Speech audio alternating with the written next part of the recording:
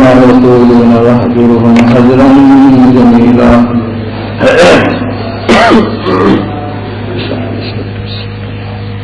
بات کے سلسلے میں اللہ سبحانہ و تعالیٰ نے کیونکہ حضور صلی اللہ تعالی علیہ وسلم کو اس بات کا بےحد غم ہوا جب کفار مکہ نے آپ کے بارے میں اس قسم کی بہتان تراشی کی کہ نعوذ باللہ آپ جادوگر ہیں، دوستوں کو دوستوں سے جدا کر دیتے ہیں، بھائی کو بھائی سے جدا کر دیتے ہیں. حالانکہ وہ صورت یوں تھی کہ جو ایمان لاتا تھا وہ اپنے کافر بھائیوں سے اور کافر ماں باپ سے اس کو وہ علیحدہ ہو جاتا تھا، ان کے مسلک سے، ان کے مذہب سے. لیکن ان لوگوں نے اس کو جادو سے تعبیر کیا. مقام نبوت کو ان اندھوں نے پہچانا نہیں اور مقام نبوت کو نعوذ باللہ اپنی حماقت، نادانی اور بیوقوفی سے اس کو جادوگری سے تعبیر کیا. اس پر آپ کو اتنا صدمہ ہوا کہ آپ چادر اوڑھ کر لیٹ گئے غم زدہ ہو کر. اس وقت یہ آیتیں نازل ہوئی تھی، اے کپڑوں میں لپٹنے والے، چادر کے میں لپٹنے والے، یا ایھا المزمل قم اللیل الا قلیلا. اسی آیت کے ذیل میں یہ آیتیں آج کل چل رہی تھی کہ اللہ سبحانہ وتعالیٰ نے جملہ مسلمانوں کے لیے، بالخصوص دین کے خادموں کے لیے اور قیامت تک کے مسلمانوں کے لیے اللہ تعالیٰ نے اپنے تعلق اور عبادت اور اپنے بندوں کی بندگی اور اپنی محبت کے تعلق کو مضبوط رکھنے کے لیے جو چیزیں اس میں خلل انداز تھی، رکاوٹ والی تھی، ان کو دفع فرمایا. سب سے پہلے اللہ سبحانہ تعالیٰ نے یہ فرمایا کہ اللہ تعالیٰ کی یاد کے لیے اپنے کو فارغ رکھیے اور اللہ تعالیٰ سے جڑے رکھیے. مرکز سے جو چیز قائم ہوتی ہے وہ مضبوط رہتی ہے اور اس کو کوئی نقصان نہیں پہنچتا. میرے مرشد اول شاہ عبد الغنی صاحب رحمۃ اللہ علیہ فرمایا کرتے تھے کہ گاؤں میں پہلے عورتیں چکی پیستی تھیں تو 2 پارٹ کے ہوتے تھے اور گندم ڈالا، اس کے بعد ایک لکڑی کا اتنا بڑا کھوٹا ہوتا تھا، اس کو پکڑ کے وہ پیستی تھی. تو جو دانے کھوٹوں کے پاس ہوتے تھے گندم کے وہ نہیں پیستے تھے، اور جو اس مرکز اور اس کھوٹے سے دور ہوتے تھے وہ پس جاتے تھے. تو فرمایا کہ دیکھو یہ زمین و آسمان 2 پارٹ ہے، چکی ہے. جو لوگ اللہ تعالیٰ کی ذات سے جڑے ہوئے ہیں ان کو یہ آسمان و زمین کی چکی پیس نہیں سکتی، ان کو مسائل و حوادث جو ہیں یہ تباہ اور برباد نہیں کر سکتے. جس طرح سے واٹر پروف گھڑی ہوتی ہے کہ پانی میں ڈال دو، داہنے پانی، بائیں پانی، اوپر پانی، نیچے پانی، مگر ایک قطرہ اس میں گھس نہیں سکتا. اللہ تعالیٰ اپنے نام کی برکت سے، اپنے تعلق کی برکت سے اور اپنے خاص رحمت کے سائے میں جس کو رکھتے ہیں تو اگرچہ چاروں طرف غم اور حوادث ہوں مگر اس کے اندر وہ غم اس کے دل میں گھسیں گے نہیں. جسم میں بے شک حرارت ہو سکتی ہے دھوپ سے، جسم میں غم سے کچھ ملمس گرم ہو سکتا ہے، ٹیمپریچر بھی ہو سکتا ہے، لیکن قلب میں ٹھنڈک اور سکون ہوگا. شاعر کہتا ہے وہ گرمی ہجرا اور تیری یاد کی خون کی حادث میں بھی، مسائل میں بھی سکون سے رہتے ہیں، قلب تک ان کی وہ پریشانی نہیں پہنچتی. اور برعکس اس کے جو اللہ تعالیٰ کو بھولے ہوئے ہیں، خدا سے جتنا دور ہے، چاہے ایئر کنڈیشن میں ہو، ایئر کنڈیشن سے کھانے ٹھنڈی ہو جاتی ہیں مگر دل میں غم کی آگ لگی ہوتی ہے. کتنے واقعات ایسے ہیں کہ خودکشی کی ہے ایئر کنڈیشن روم کے اندر، مسائل کا برداشت نہیں کر سکے. لیکن تاریخ شاہد ہے کہ جب سے دنیا قائم ہوئی ہے کسی نبی سے اور کسی نبی تو کیا ولی اللہ سے بھی خودکشی ثابت نہیں. برعکس اس کے کہ امریکہ کی رپورٹ منگا لیں، ہر سال کتنے فرانس والے، امریکہ والے، جرمن والے، ذرا سی تکلیف ہوئی کوئی سہارا ان کے پاس نہیں. جیسے یتیم بچہ جس کا باپ نہ ہو یا باپ سے دور ہو گیا، اس کو کوئی مصیبت آئے تو اس کا آنسو پوچھنے والا نہیں ہوتا. لیکن اللہ والوں سے کبھی خودکشی، حرام موت کا تصور بھی نہیں ہوتا. اللہ تعالیٰ ان کے قلب کو سہارا اور ان کے قلب کو سکون عطا فرماتے ہیں. اثر غنوی رحمۃ اللہ علیہ جگر مراد آبادی کے استاد ہیں، بہت بڑے تہجد گزار اللہ والے شاعر ہیں. ان کا شعر ہے کہ خوشا حوادث پہم، خوشا حوادث پہم، خوشا اشک رواں، جو غم کے ساتھ ہو تم بھی تو غم کا کیا غم ہے. جس غم کے ساتھ اللہ بھی ساتھ ہو وہ غم محسوس نہیں ہوتا. اور غم کی حالت میں دل کا خوش رہنا بظاہر اجتماعی ضدین ہے، جیسے آگ و پانی کو کوئی کہ جمع ہو جائے، لیکن یہ ممکن ہے اللہ تعالیٰ کے یہاں کچھ مشکل نہیں. یہ مشکل کا لفظ ہماری لغت میں تو ہے، مخلوق کی لغت میں، اللہ تعالیٰ کی لغت میں مشکل کا لفظ ہی نہیں، وہاں سب کام آسان۔ جس چیز کا اللہ تعالیٰ ارادہ کر لے ہماری مصیبت، ہماری مشکل دور کرنے کا، پھر کوئی طاقت ایسی نہیں جو اس مشکل کو قائم رکھ سکے۔ اس پر میرا اپنا ایک شعر یاد آیا۔ بعض لوگ کہتے ہیں صاحب غم میں کیسے خوش رہتا ہے دل، اللہ تعالیٰ کیسے خوش رکھتے ہیں؟ میں نے کہا ایک مثال سے اس کو سمجھیے۔ صدمہ و غم میں میرے دل کی تبسم کی مثال، صدمہ و غم میں میرے دل کے تبسم کی مثال، جیسے غنچہ گھرے خاروں میں چٹک لیتا ہے، کلیاں ہیں چاروں طرف کانٹے ہیں مگر شگفتہ ہو جاتی ہیں۔ تو جب ایک مخلوق جو انسان سے غیر اشرف ہے، انسان کے مقابلے میں کلیاں نہیں ہیں، نباتات ہیں، جمادات حیوانات سے بڑھ کر انسان کو اللہ نے بنایا، تو وہ کلیاں کانٹوں میں کھل سکتی ہیں اگر، تو اللہ تعالیٰ جس قلب کو چاہے غموں کے کانٹوں میں مسکرانا نصیب کر سکتے ہیں، کوئی مشکل کام نہیں۔ زندگی دوسرا شرط بھی اپنا پیش کیے دیتا ہوں، زندگی پرکیف پائی گر سے دل پرغم رہا، زندگی پرکیف پائی گر سے دل پرغم رہا، ان کے غم کے خیر سے میں غم میں بھی بے غم رہا۔ اگر اللہ کا محبت کا درد مل جائے، میاں سارے درد حکیم الامت تھانی رحمۃ اللہ علیہ فرمایا کرتے تھے، حضرت موسیٰ علیہ السلام کا کہا جو تھا وہ سارے جادوگروں کے سانپوں کو بچھوؤں کو نگل گیا، ایسی ہی جس کو اللہ تعالیٰ کی محبت کا ایک ذرہ درد عطا ہوا ہے، جو ان کو کوئی غم بھی ہو سب وہ سانپ بچھو جادوگروں کی طرح نگل جاتا ہے۔ ایک غم اللہ کا عطا ہو جائے سارے غموں سے آپ آزاد ہو جائیں گے۔ علامہ سید سلیمان ندوی جیسی شخصیت، آپ جانتے ہیں کتنے بڑے عالم تھے وہ، سیرت حضور صلی اللہ علیہ وسلم کی سیرت نگار، علامہ شبلی کے خاص شاگرد، حکیم الامت کے فیضان شہرت سے وہ کہاں سے کس مقام پر پہنچے، انہیں کا ایک شعر یاد آیا۔ بہت جب حضرت حکیم الامت تھانہ بھون میں بیٹھ ہوئے، اسی کے بعد ان کی کلام کا رخ بدل گیا۔ عنوان بدل رہا ہوں میں اپنی شاعری کا، جس دن میں اللہ آتا ہے اس کی شاعری کا عنوان بدل جاتا ہے۔ حضرت شاہ فضل الرحمان صاحب غنی مراد آبادی رحمۃ اللہ علیہ فرمایا کرتے تھے کہ ان کے آنے کا لگا رہتا ہے دھیان، بیٹھے بٹھلائے اٹھا کرتے ہیں ہم، ایک بلبل ہے ہماری رازداں، ہر کسی سے کب کھلا کرتے ہیں ہم۔ دیکھیے ہر شخص سے باتیں نہیں کھلتی، جب انسان اللہ کا طالب ملتا ہے، جب کان ملتا ہے تب زبان کھلتی ہے۔ اگر مناسبت کے لوگ نہیں ہوتے تو مضمون کی آمد بھی نہیں ہوتی۔ اس لیے شاہ صاحب رحمۃ اللہ علیہ بہت بڑے شخصیت ہیں، بخاری شریف آیا کرتے تھے، حضرت شاہ فضل الرحمان صاحب غنی مراد آبادی رحمۃ اللہ علیہ تہجد کے وقت میں یہ شعر پڑھا کرتے تھے کہ ہر کسی سے کب کھلا کرتے ہیں ہم، ایک بلبل ہے ہماری رازداں، ہر کسی سے کب کھلا کرتے ہیں ہم، شاعری مد نظر مجھ کو نہیں، واردات دل لکھا کرتے ہیں ہم۔ شاعری مقصود نہیں، دل کے واردات ہوتے ہیں اللہ والوں کا کلام۔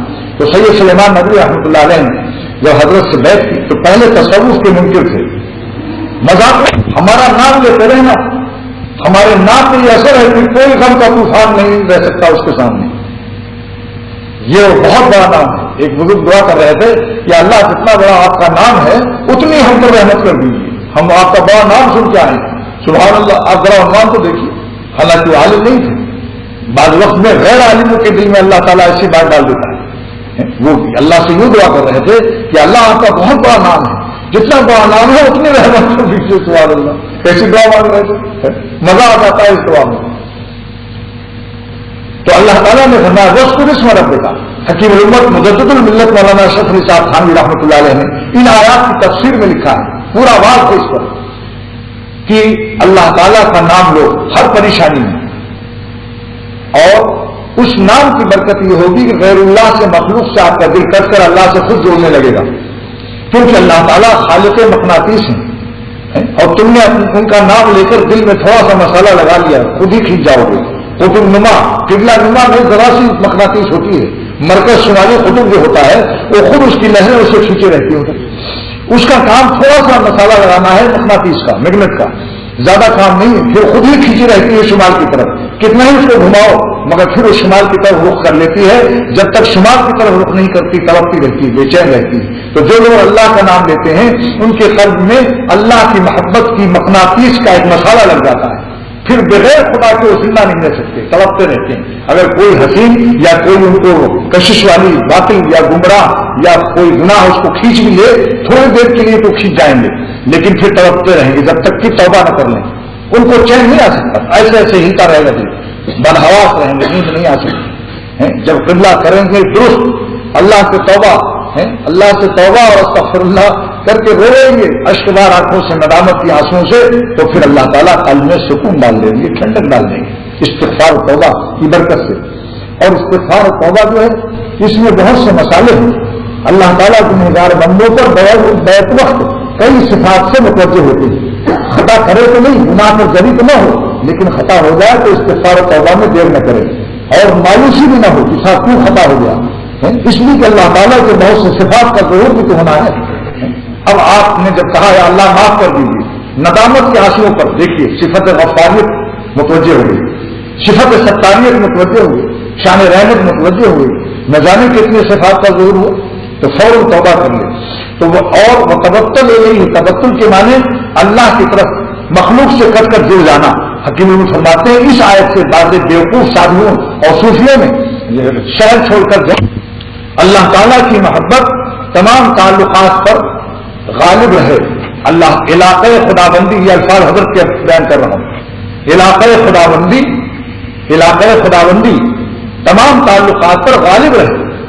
نفی نہیں، بیوی بچوں میں محبت ہی نہ ہو، یہ کیسے ہو سکتا ہے؟ یہ اتنے ہی میں یہ مقام اس کو حاصل ہو گیا، تبتل کا مقام۔ اور یہ غالب کب ہوگا؟ جب کسی غالب کی صحبت میں رہو گے۔ کیا بات ہے؟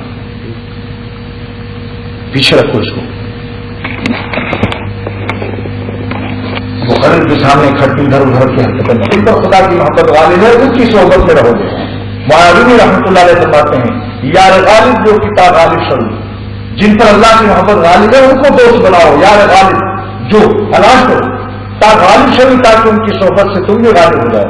اور یار مغلوبہ مشہور، جن پر دنیا کی محبت غالب ہے ان سے دوستی مت کرنا، ملنا جلنا رکھو لیکن دل میں دوستی مت کرنا، ورنہ تم بھی مغلوب ہو جاؤ گے۔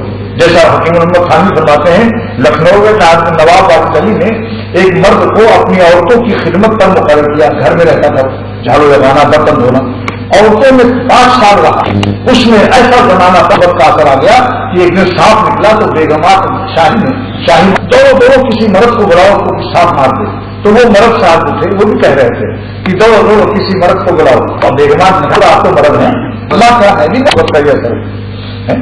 جو لوگ عورتوں میں ہر وقت رہتے ہیں باتوں کو یوں کر کے بات کرنے کی عادت ہوگی، جب دیکھا ہوتے نام کی برکت سے تم خود غیروں سے کٹنے لگو گے، مجھ سے جوڑنے لگو گے، میرے نام میں یہ کشش ہے۔ نمبر 2، رب مشرق اور مغرب کا میں رب ہوں، دن کا کام اگر وسوسہ ڈالے شیطان تو فوراً مراقبہ کرو کہ جو دن پیدا کر سکتا ہے اور ہمارے دل کے کام کو بنا سکتا ہے۔ رب المغرب، میں مغرب کا رب ہوں، رات کو پیدا کرتا ہوں۔ اگر رات کے کاموں سے آپ تلاوت میں ذکر میں وسوسے شیطان ڈال رہا ہے تو کہہ دو کہ اے شیطان، میرا اللہ جو رات کو پیدا کرنے پر قادر ہے اور رات کے کاموں کو بھی بنا سکتا ہے، فاتخذ وکیلا، اللہ ہی کو اپنا وکیل کارساز بنا دو، دن کا کام ہو یا رات کا کام ہو۔ آگے کیا فرماتے ہیں واجرہم واصبر علی ما یقولون، کچھ مخلوق کی دشمنی سے بھی عبادت میں خلل آ جاتا ہے، جیسے کسی نے کچھ کہہ دیا، کوئی دشمنی کر رہا ہے، غیبتیں کر رہا ہے رات دن، تو اب میری باتیں وہی خیال ہے آپ فلاں نے مجھے یوں کہا تھا، اور چونکہ وہاں جادوگر کہا تھا کافروں نے، اللہ تعالیٰ نے اس کی تسلی یوں نازل فرمائی کہ واصبر علی ما یقولون، کفار کی باتیں جو نامناسب کہہ رہے ہیں اے نبی صلی اللہ علیہ وسلم آپ اس پر صبر فرمائیے۔ واجرہم حجرا جمیلا، اور ان سے جدا ہو جائیے جمال کے ساتھ۔ جمال کے ساتھ جدائی کی تفسیر کیا ہے؟ وہاں کی روشنی بھی بند کر دو۔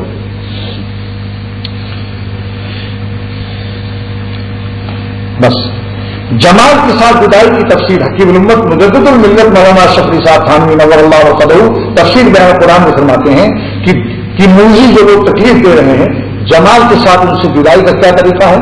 کہتے ہیں جدائی میں جمال کب آئے گا؟ جس میں لا شکوا فی ولا انتقام، نہ تو شکایت کرو نہ انتقام لو، خاموشی سے الگ ہو جاؤ، اپنے کام میں لگے رہو، کام میں لگے رہو، بس خود بخود وہ سوچے گا بھائی ادھر سے تو انتقام نہیں ہوتا، آخر میں تھک کے بیٹھ جاتا ہے۔ واصبر علی، اب کوئی کہے کہ صاحب یہ دشمن کیوں بنایا اللہ تعالیٰ؟ اللہ تعالیٰ فرماتے ہیں وَجَعَلْنَا لِكُلِّ نَبِيٍّ عَدُوًّا، ہم نے ہر نبی کا دشمن بنایا۔ فرماتے ہیں یہ کوئی اچھی بات نہیں جو صاحب دشمن کہہ رہا ہمارا تو قرآن میں ذکر آیا۔ فرماتے یہ جال تشریح نہیں ہے، تکوینی ہے، یعنی شریعت سے اس کو حسن نہیں کہیں گے کہ تم نبی کے دشمن ہو بھائی، تمہارا تو قرآن میں ذکر آیا، مبارک ہو، یہ مبارک بادی کا نہیں ہے، لعنتی تکوینی طور پر ہے۔ جیسے اللہ تعالیٰ فرماتے ہیں دوزخ میں ایسا ہوگا ایسا ہوگا، تو کیا مانے دوزخ والوں کو مبارکباد دینے جاؤ گے؟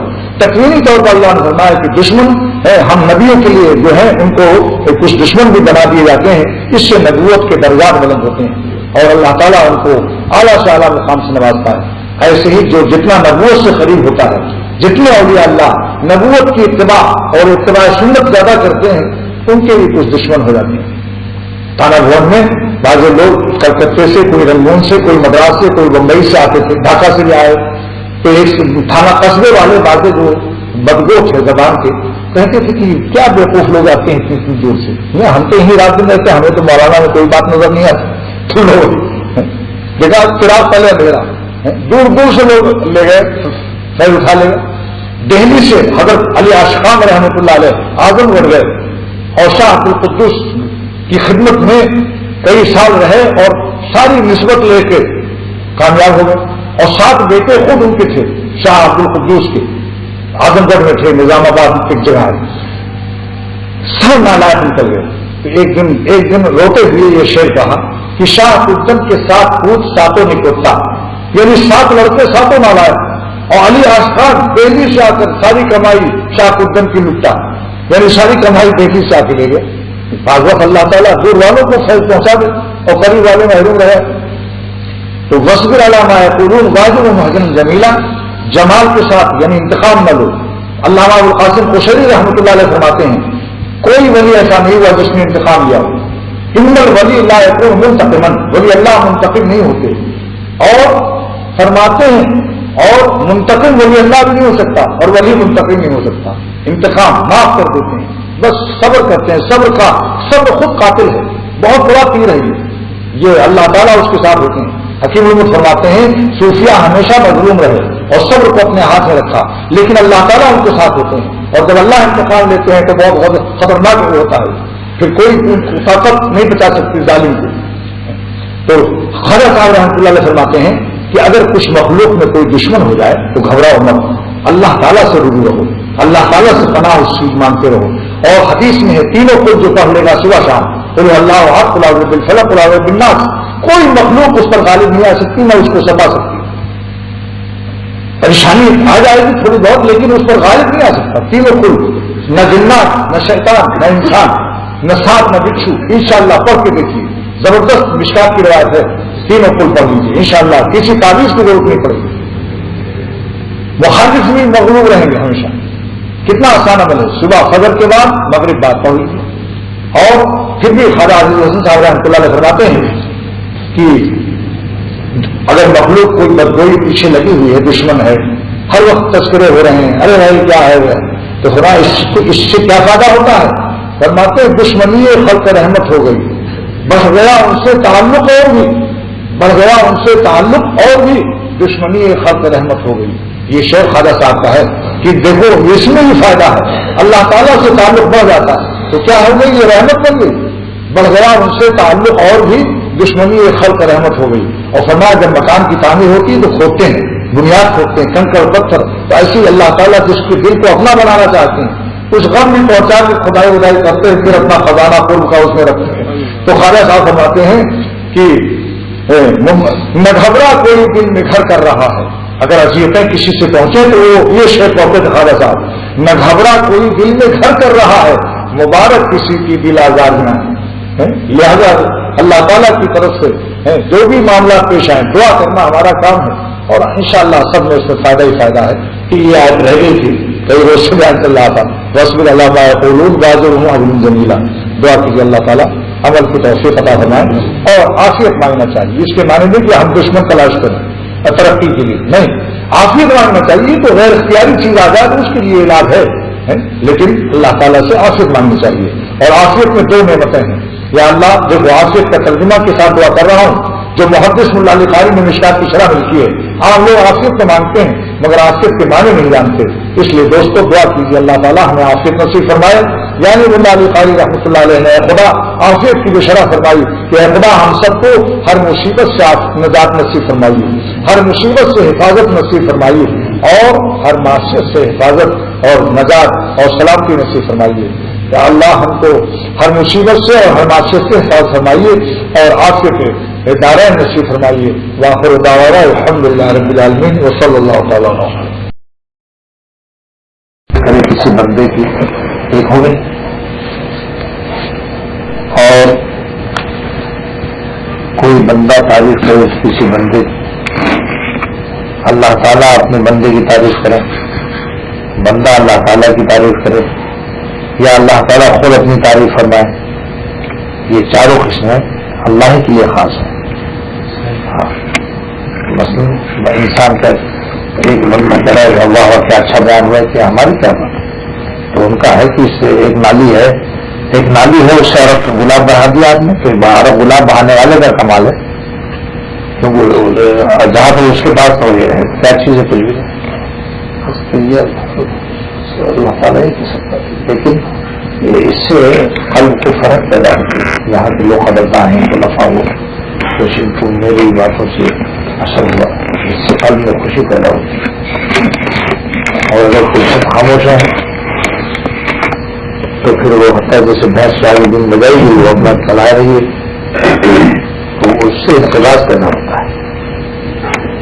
چاہے قلب میں کتنا ہی وزن آیا ہو، مگر اظہار نہ کرنے سے وہ ناشکروں کے رجسٹر میں شمار کو شامل کر دیا جائے گا.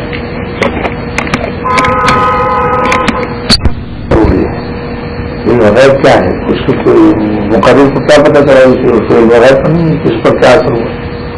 جب زبان سے کہیں گے کہ آج مجھ کو بہت دفعہ ہوا ہے، مضمون نیت نئی بات کی فلاں چیز کی کچھ، تو اس سے قلب کوئی انشراح پیدا ہوتا ہے اور اللہ تعالیٰ بھی خوش ہوتے ہیں. واسطے نعمت کے شکر سے اللہ تعالیٰ خوش ہوتے ہیں اور اس شکر کو اپنے شکر میں شامل رکھتے ہیں. جیسے کسی نے ماں باپ کا شکریہ ادا کیا، استاد کا، شیخ کا، تو اللہ تعالیٰ اس کو اپنے اس میں شامل رکھتے ہیں. لم یشکر الناس لم یشکر اللہ. جو کسی انسان کا شکر ادا نہ کرے اس سے علم حاصل کر لے تاکہ اس دنیا کو بھی کس طرح بیٹھے گی. ایک جملہ بھی نہیں کہتے ہوئے جزاک اللہ آپ نے ہم کو کچھ دن کی بات سنائی، کچھ دعا کرے، کہے کہ خوشی ہوئی، کچھ مزہ آیا. اب آپ کسی بھی دعوت کرے وہ کھا بھی چکے چلا جائے، ایک جملہ بھی نہ کہے صاحب آپ کا وہ آلو بہت اچھا تھا، کباب اچھا تھا، یا کوئی چیز تو خاموشی سے کھایا اور تم نے چپ چاپ چلے گئے. دوبارہ دل چاہے گا اس کو بلانے کے لیے اس منحوس شخص کو آپ کہیں کہاں سے منحوس پلے پڑا. کہنا چاہیے کہ اللہ تعالیٰ آپ کو جزا خیر کو، آپ نے محبت سے ہمیں کھلایا، اللہ آپ کو کھلائے، آپ نے کھلایا اللہ آپ کو کھلائے. آپ نے یہ بھی تو دین ہے. برکت بنتے ہیں باوقار کی، خاموش رہو، اس میں خاموشی میں یہ تو اچھی چیز ہے. جب اللہ تعالیٰ کو پسند ہو بولنا تو ضرور بولو. جب جہاں ان کو پسند خاموشی ہو وہاں خاموش رہو، جہاں ان کو حص پسند ہو لالچ دکھاؤ. ہاں اب جی مثال کے طور پر رمضان کے بعد میں کھول دیا اور اس دن بھی روزہ رکھے تھے، عید کے دن اب روزہ رکھے ہوئے. اب ہم تو روزہ نہیں چھوڑیں گے، اتنے بڑے انوار محسوس ہوئے تھے پورے انوار میں، تو آج جیتے پڑیں گے روزہ رکھنے پر بڑے انوار ملنے کے. سمجھا؟ کیونکہ آج اللہ تعالیٰ یہ پسند کرتے ہیں کہ آج میرے بندے کود کود کے کھائیں، خوب کھائیں، ہنسیں بولیں، خوب کھائیں. کھانے پینے کا دن کا نام رکھا ہے اس کا، فإنہا ایام اکل و شرب، کھانے پینے کے دن ہے. اب اس دن کوئی روزہ رکھے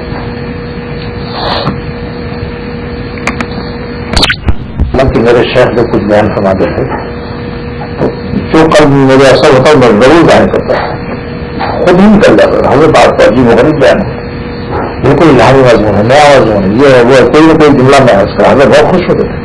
اسی پر حضرت نے سنایا کہ علامہ طاہری رحمۃ اللہ علیہ نے ایک مضمون بیان فرمایا. ایک عالم سے پوچھا کہ یہ مولانا کیسا مضمون رہا، تو انہوں نے کہا جی حضرت اچھا مضمون ہے.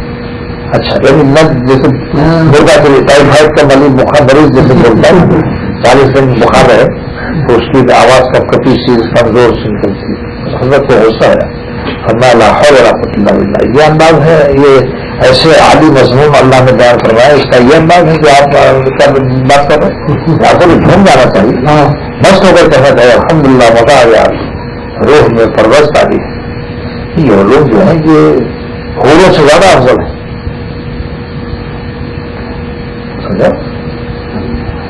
لوگ جو ہے لذت الافکار لذت الافکار الذ من لذت الافکار، یعنی اللہ کے علوم وارد ہوں، وہ ذاکرہ عورتوں سے شادی اور اس کے ساتھ رات بھر کوئی رہے اس سے زیادہ لذیذ پر ہوتا ہے علم کی لذت، کیونکہ یہ اللہ تک یہ خالق حور سے ملاتا ہے، علم نافع جو ہوتا ہے۔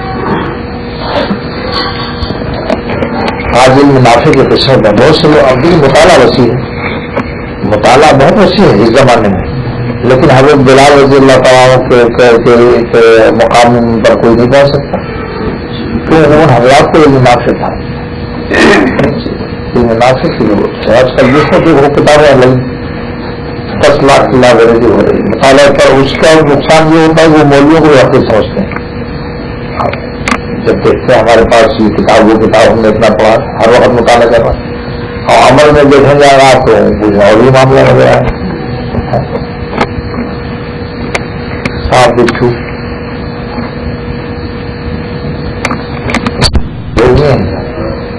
اور اس کو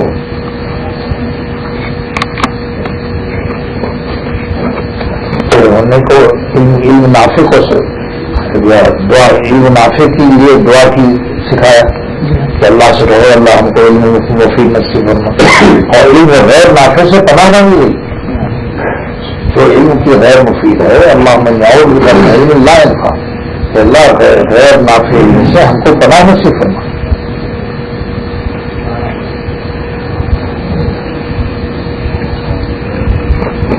اس کی دیکھیے عجیب ہے، یہ تو اس کا علم صحیح ہو، غلط علم سے الٹائی جائے گا، کسی نے کہا بھائی کراچی اس طرف وہ ہے اور کسی نے کہہ دیا اور کراچی ادھر نہیں دوسری طرف ہے تو الٹا ہی تو مارے گا، علم صحیح ہو۔ اور دوسری شرط کیا ہے کہ اپنے علم پر خود یقین بھی ہو، علم ہے اسے یقین ہی نہیں کہ جنت دے گا جانتا ہے وہ یقین نہیں آ رہا اسے۔ اور تیسری ہے کہ اس علم مفید سے جو لوگ مستفید ہیں اور جن کے روحانیت سے اور چہرے سے سر سے پیر تک اس کے اثرات ان کی دعوت نصیب ہو چکے کہ بھائی دیکھو ٹماٹر کھانے کا جو فائدہ پڑا تھا کہ ٹماٹر کھانے سے یہ سال کے گئے اس کے گال لال ہو جاتے ہیں، تو کچھ لوگ ایسے لال گال والے بیٹھے ہوں جو جس سے معلوم ہوگی یہ ٹماٹر خوردہ لوگ ہیں، پھر اس کو اور قوت آ جائے گی، اس کے بعد بس مجاہدہ قاہرہ بھی ہو۔ انبیاء کو تو اس کی ضرورت نہیں ہے کسی شخص کی، کیونکہ ان کے علم کے لیے عمل لازم ہوتا ہے، ان کو قوت عملیہ سے ساتھ علم دیا جاتا ہے، لیکن غیر نبی کے لیے لازم نہیں، اس کے لیے 4 چیزوں کی ضرورت پڑتی ہے، سمجھا؟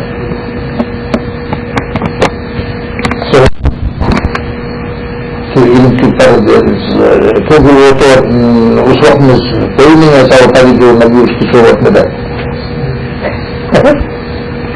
وہ تو اللہ تعالیٰ ہی کی صحبت اور اللہ تعالیٰ کے فیضان سے براہ راست بول لیتے ہیں۔ اللہ تعالیٰ کا شکر طے ہو گیا، یہ مضمون طے ہو گیا، اس کو صاف کر لو باقی اس کو شاید بھی کرا دیا جائے۔